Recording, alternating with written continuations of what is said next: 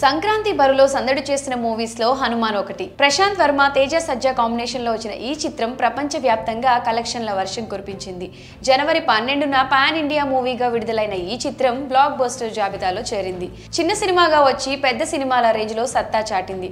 Tollywood industry సత్తా ఏంటో B-Town పండితులకు తెలియజేసింది ఈ సూపర్ హీరో మూవీ.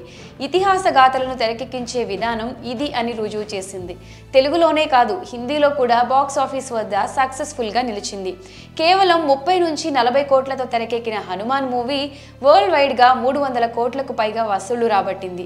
ఇప్పుడు ఈ చిత్రానికి సీక్వెల్ ప్లాన్ చేస్తున్నారు మేకర్స్. జై హనుమాన్ సీక్వెల్ ఉండబోతుందంటూ హనుమాన్ మూవీ చివరిలో వెల్లడించారు దర్శకుడు ప్రశాంత్ వర్మ. అయితే ఈ సినిమా వేరే లెవెల్లో ఉండబోతుందని తెలుస్తోంది. ఈసారి భారీగా ప్లాన్ చేయబోతున్నారు. ప్రస్తుతం ప్రీ ప్రొడక్షన్ వర్క్ కూడా జరుగుతుంది. ఇక ఈ మూవీలో కాస్టింగ్ కూడా భారీ స్థాయిలోనే సెట్ చేస్తున్నారు దర్శక నిర్మాతలు. హనుమాన్ క్యారెక్టర్ ఎవరు చేస్తున్నారు అన్న ఆసక్తి కూడా నెలకొంది. రాముడి పాత్ర మహేష్ బాబు చేస్తే బాగుంటుంది అని ప్రశాంత్ వర్మ కూడా తన మనసులో మాట బయట పెట్టిన సంగతి తెలిసిందే. ఈ నేపథ్యంలో సినిమా బడ్జెట్ కూడా ఆ రేంజ్ లో ఉండబోతుంది. సుమారు 200 కోట్లతో మూవీని తెరకెక్కించాలని ప్లాన్ చేస్తున్నారట ప్రశాంత్. ఈ లెక్క ప్రకారం హనుమాన్ కన్నా 10ంతల బడ్జెట్ పెట్టనుంది. సీసీ వర్క్స్, విఎఫ్ఎక్స్, గ్రాఫిక్స్ నిమిత్తం భారీగా ఖర్చు పెట్టాలని భావిస్తున్నారు. అయితే ఈ మూవీ సెట్స్ పైకి వెళ్లేందుకు ఇంకా టైం పట్టేలా ఉంది.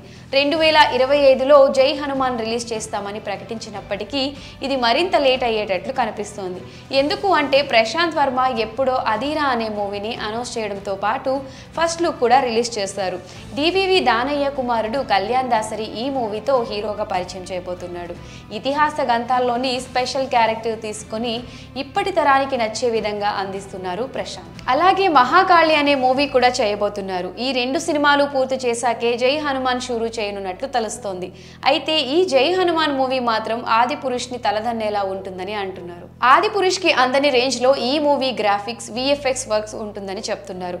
మరి భారీ బడ్జెట్ తో జై హనుమాన్ మూవీని తెరకెక్కించడంపై మీ అభిప్రాయాన్ని కమెంట్ సెక్షన్ లో కమెంట్ చేయండి.